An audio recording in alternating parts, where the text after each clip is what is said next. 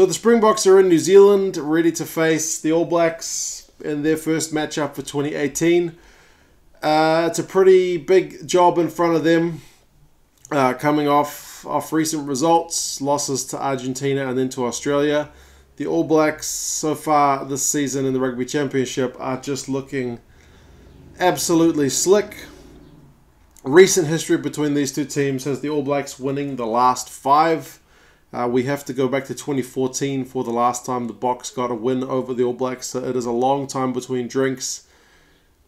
And everything is pointing to this week not being any different. Of those last 5 results, the average score has been 40 points to 14 to the All Blacks. I mean, despite the fact that the last time they met was a 1-pointer, there's a 57 result to 0 in 2017, and then there's a 57-15 the year before.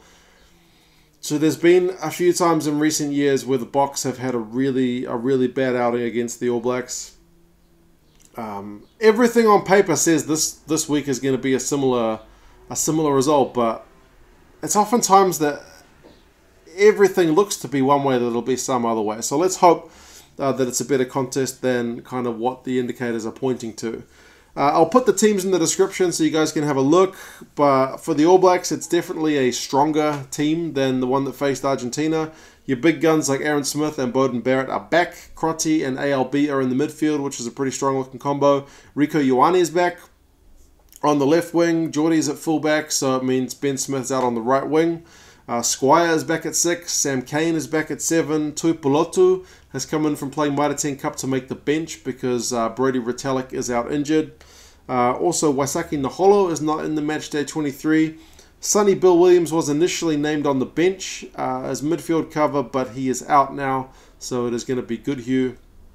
It's a pretty strong-looking All Black team. I mean, Scott Barrett and Sam Whitelock in the second row.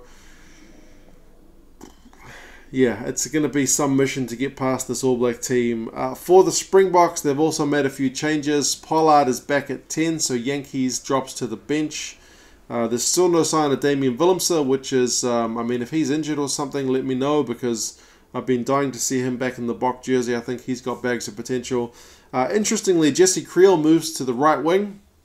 Obviously, Makazola Mapimpi is out, so someone had to go there, and it's Kriel. I'm hoping he'll do a little bit better with that added space that he should get out on the wing. I mean, obviously not much space in one direction, but he should have a bit more space on the other.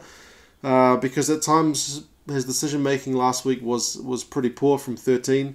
Dealende and are the 12 and 13 combo, so that's going to be an interesting one, kind of see how they pair together, because we've seen a fair bit of and Esterhazen, and we've seen a fair bit of Dealende and Kriel, so it'll be interesting to see how Dealende and go together.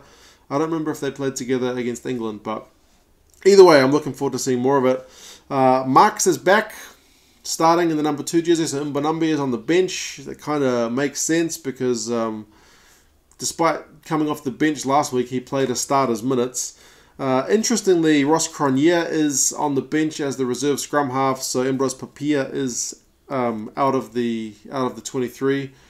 I hope this means that we're going to see at least Cronje on for 5 or 10 minutes towards the end, because I don't see how playing Faf, although he's the best 9, I don't see how playing him for 80 every week is kind of helping anybody. So yeah, those are the lineups. Do South Africa lack that kind of out-and-out fetcher? They got Low on the bench once again, but you've got Marx back, so he's been a bit quieter with his turnovers recently in the last couple of games, so let's hope he can kind of get back to that top level which we're used to seeing him, because the breakdown is going to be a big challenge. New Zealand can wrap the Rugby Championship up this week if they get the win. I think they need a bonus point, but and depending on how the other result goes. But yeah, it's basically gonna be it if New Zealand get a bonus point win this week. South Africa, they're still looking for their second win of the tournament. I guess they're looking for second overall in the competition, because I don't think anybody at this point is predicting anybody to take over the All Blacks. The All Blacks would have to have a massive falling off from here. Long time between drinks in New Zealand, like I said. Is the fact that they are such big underdogs going to work in their favour?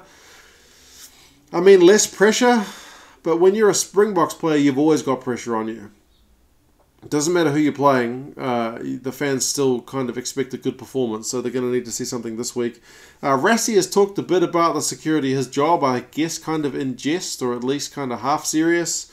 But he's also kind of talked up the fact that, yeah, there is less pressure on them this week because nobody expects them to get a win. So please be competitive is what I will say. There's enough talent in both of these teams to make a cracker of a match. I guess some of the decision-making and some of the skill levels will have to be up to the level that we kind of saw in that Argentina-New Zealand game last week, because the Australia and Springboks game was a wee bit messy. The bookies have got the New Zealanders by 21 points. The sad thing is, when I first saw the number, I thought initially that may even be a bit conservative, because I think they had the Pumas by about 24. I can't remember the exact number, but I, for one, hope it's closer than 21. But yeah, I wouldn't be surprised if the odds shift between now and then as well. But I guess we will see. You guys let me know your thoughts on the squads and how you think this game is going to go. The All Blacks have been in red-hot form and they don't look being stopped anytime soon. The Springboks, last 2 games have not been good. But like I say, could this be the recipe for that kind of absolute, kind of flipped on its head kind of result? But yeah, I don't know. You guys let me know your thoughts and I'll talk to you again soon. See you later.